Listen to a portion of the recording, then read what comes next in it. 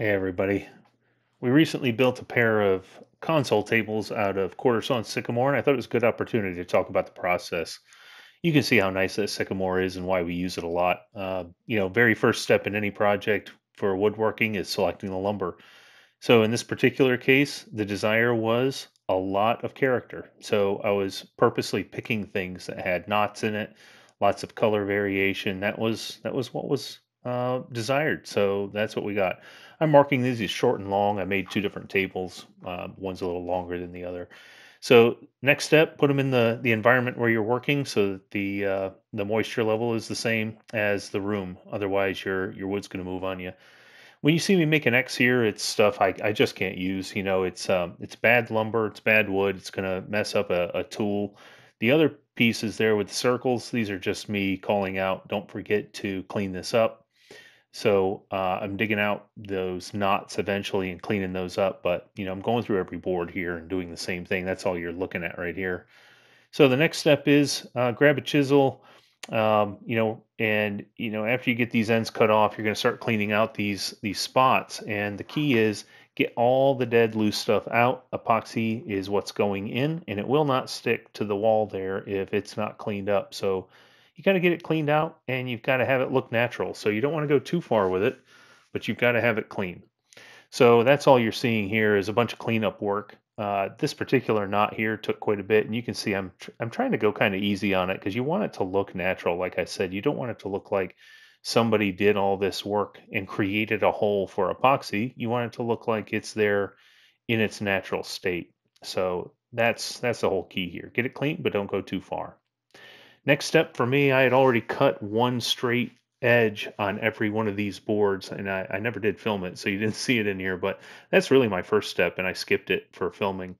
But right here, I'm going through and I am flattening the faces of these boards, and you end up with two parallel faces. If you have a joiner, you really want to do this here first, or I'm sorry, on the joiner first, and then come here and run them through the planer, get them all to one thickness. Clyde, my dog, and I are wearing a groove in the concrete, walking back and forth hundreds of times to get all of these things to one thickness and have two, like I said, parallel faces on your boards. Once you're done there, you can start to see what that grain looks like in all of your boards. In this particular case, it was a real pretty board with lots of variation. Now, your next stage is if you've got that one straight edge, you got to get the other edge straight. Otherwise, your boards are never going to come together. So I'm taking the straight edge that I cut at the very beginning that I never filmed and running it against the fence of the table saw to get the other straight edge on the other side so that you can take all of these pieces and lay them out and see how they fit together. And that's what I'm doing here. You want to make sure that all of your different variations are not in one place on your tabletop. You want to make sure that they're going to come together nicely. And that's all that was about there. Right here, I'm taking a mark with a pencil, and on every joint, I'm making a line. This is where my dowels are going to go. Because when you glue them together, you just don't want your boards to start slipping around on you and coming out of alignment. So that's the activity here, getting that off there so I can just make it easier to work with. Going through with the dowel jig, and this just centers it right on the edge of the board. I do that on all three boards so that when I put them back together with the dowels, they'll line up like I mentioned before. There's the dowels going in, get those seated, put some glue on there, get that spread out real good, and then put your edges together and clamp it. Once they're clamped together, a lot of times you'll put clamping calls on there to make sure that the tabletop that you're creating here stays flat. In this particular case, I didn't need it because the lumber came together pretty nicely. It stayed flat. When the glue's dry, scrape that off so that it doesn't dull your tools. Get some high spots down with the plane. And then you're going to start cutting this tabletop to its final size. You can see this is pretty narrow. These tables were only about 18 inches wide. I'm going to cut a straight edge on one edge here, and then at the other end, one of the ends, I'm going to square it up, and that becomes your referenceable end. And then you're just going to flip that over. So there I am squaring it up with the track saw here, and then flip it over, measure it diagonally. You'll see that right here. And once you have your diagonal measurements exactly the same, you know your piece is square. So there I am with my final rectangle. The rest of what you're seeing here isn't typical for every table. That's just this table. This table, the desire was, let's make it look 4 inches thick without having 4-inch thick lumber that it takes 12 people to move. It'd be so heavy and it'd be ridiculously expensive to try and find it. And I'm not even sure you could find quarter sawn lumber that thick. So that's what I'm doing here, making what they call kind of like a torsion box design, where when you put your pieces across the boards like that, it keeps it straight, it keeps it flat, and it makes it pretty strong and gives it just enough weight so that it actually feels like it's a hefty table when you're done. So that's what this is here.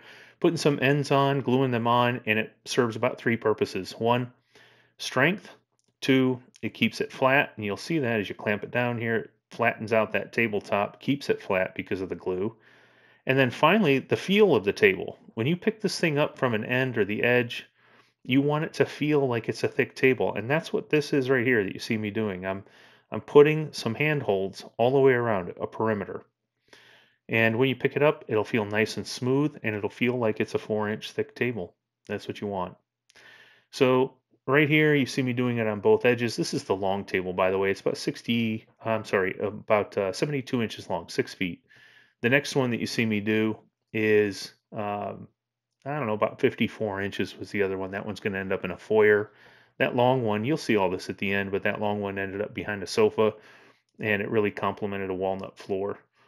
So here I am doing the edge of the short table. And in just a minute, you're going to see me fill in these ends too. You see the the gap there at the very end. We want this to feel like it's got heft all the way around.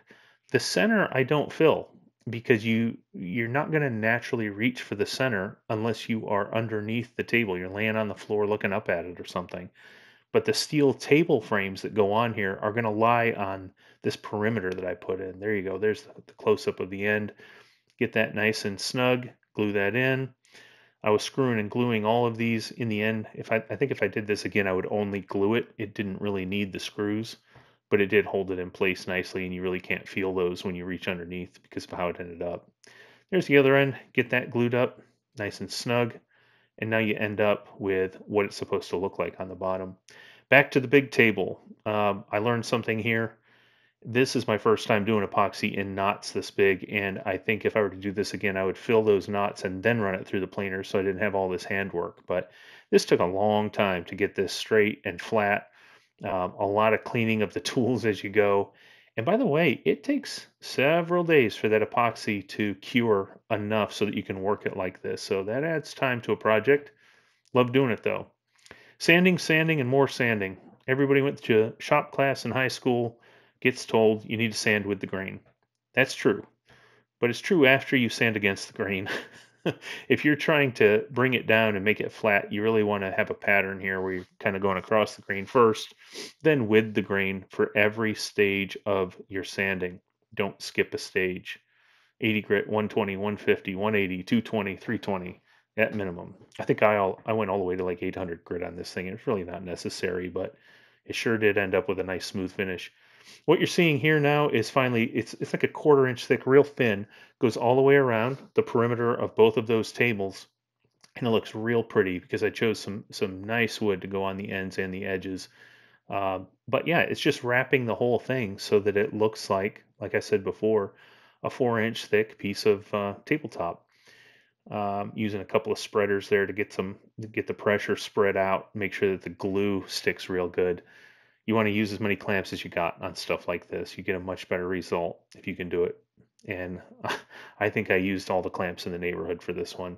When you're done there, you're going around and you're trimming it. You actually make those pieces a little bit oversized so that when you go around with your trim router, it comes out to the exact size of the table. I don't know if that makes sense or not, but just to get a better result, you go a little bit bigger and then you trim it back so that you end up at the right level. So here I am, final piece, I think, on this short table.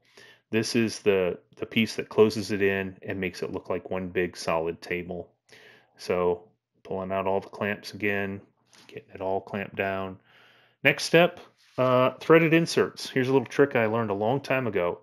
If you want your screws or anything else that you are threading into wood to not break or not split the wood, use a little paraffin wax. You can get that in any baking aisle at any grocery store. You see me putting it right on the threads, and it lubricates those threads so that it goes in easier.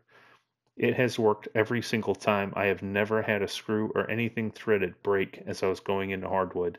This wood here, the sycamore, is relatively soft, but you're going into red oak, it works just as well. And that's what you're doing. You're threading those in so that it will receive the steel table frame later.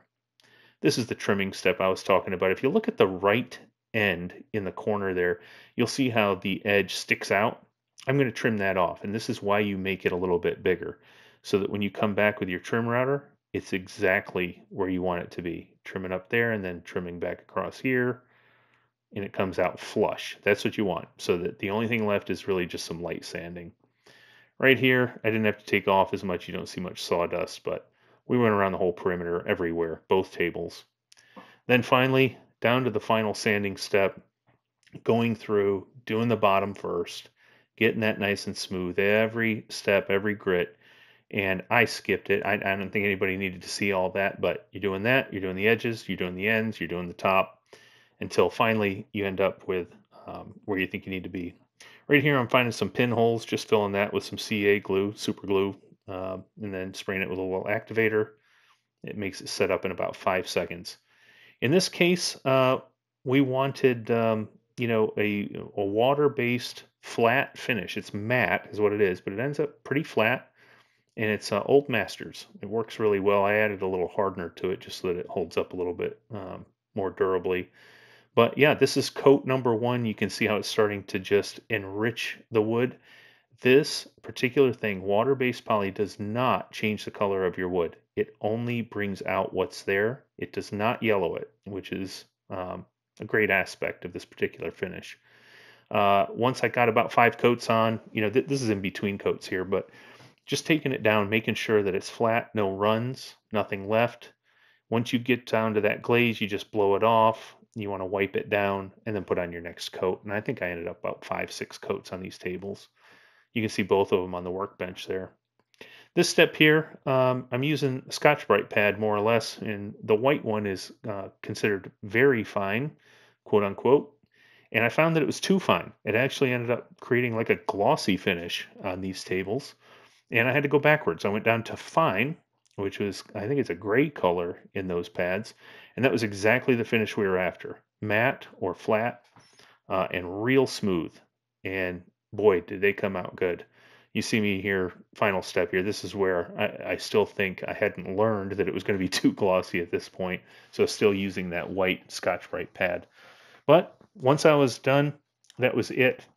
Skipping ahead here come my steel table frames. I'll put a link to the video where I make these in a different video.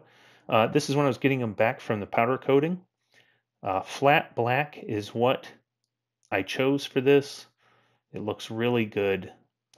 Here it goes onto the bottom of the table, and then what it will do is receive the bolts into those threaded inserts. I'm going to show you a mistake here in 3, 2, 1. See that bolt? It's too short. That's all Hollywood special effects there. I had to put in regular bolts and then replace them later, but I did get it completed. That was the long table. Here's the short table. Pretty pleased with the results. You're going to see them in the wild here too once they got put where they need to be. I cut some felt to size, hitting all 4 corners so that it doesn't scratch up the floor. And here they are in just a second. There's the one that goes behind the sofa, 6-footer.